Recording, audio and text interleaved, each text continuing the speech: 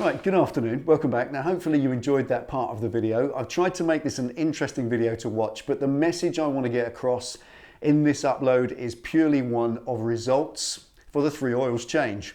Now something like the 7th of February, 6 months ago almost, I posted a video of changing the 3 oils in my Harley Davidson Dyna Wide Glide, my 20-year-old 1450 big twin. I wanted to change it to 3 separate oils.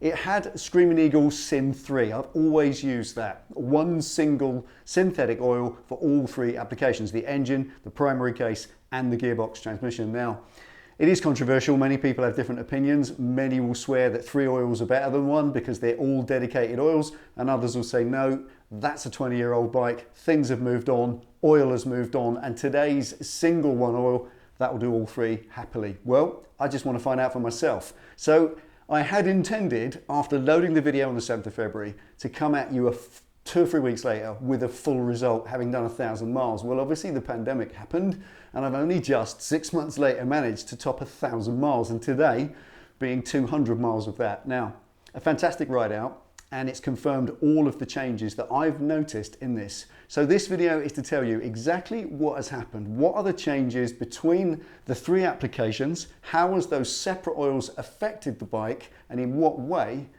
over the 1 single oil?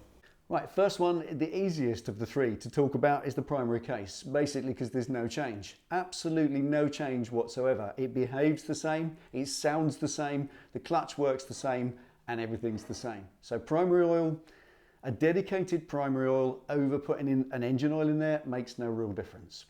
Obviously, if the level is wrong, if it's too high, then the clutch will drag and stick. It will be horrible to get into gear. And if it's too low, then the clutch can overheat and that can cause other problems. So, provided the level's right, it's exactly the same.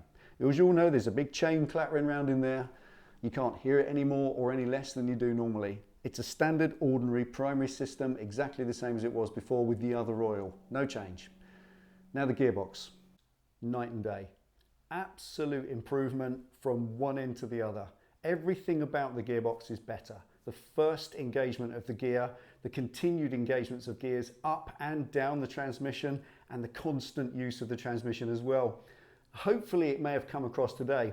Burbling through some of the villages today at 30 miles an hour in top gear, the engine just beats away beautifully on its own, and it just holds a smooth line. Now previously with the old oil, try and do that, what you get is a chattering backwards and forwards. The transmission has got definitely a backlash that the oil isn't taking up. That much thicker oil that you put in it as a proper standalone gearbox oil, that seems to take out cushion and remove that backlash, meaning that it leaves the engine to just purr along. So not only does it change better and smoother and quieter, etc., also it runs along the roadway smoother as well, and that has to be a bonus. Now whether your brand new Dyna Lowrider S or your brand new Softail Milwaukee 8 is the same effect, I don't know. I've never touched one, I've never ridden one, but I do know my 20-year-old Dyna with 50,000 miles has been immensely improved by that thicker gearbox oil, and I will never change back to an engine oil in my gearbox. Always a gearbox oil for me from now on. Okay, and finally with the engine. Now really there shouldn't be any difference if you think about it, because the gearbox, well, that had engine oil in it and now it's got gearbox oil. And the primary, well, that had engine oil in it and now it's got primary oil. Well, the engine, well, that had engine oil in it and it's still got engine oil in it. So there really shouldn't be any difference if you think about it, but there is. There's one. The one difference I noticed with this oil is it gives you a bit of valve train noise. The valves clatter if you load the engine up when it's cold. Now, yes, of course you shouldn't do that. If you're riding a Harley up the road, in the first 3 or 4 miles, just let it warm up. Just nurse it, don't lug it. But if you do, the valves clatter like you wouldn't believe. They don't do that with the Screaming Eagle Syn3 because I normally leave the house and I just go for it. I don't really let my bike warm up, and yes, I know I should.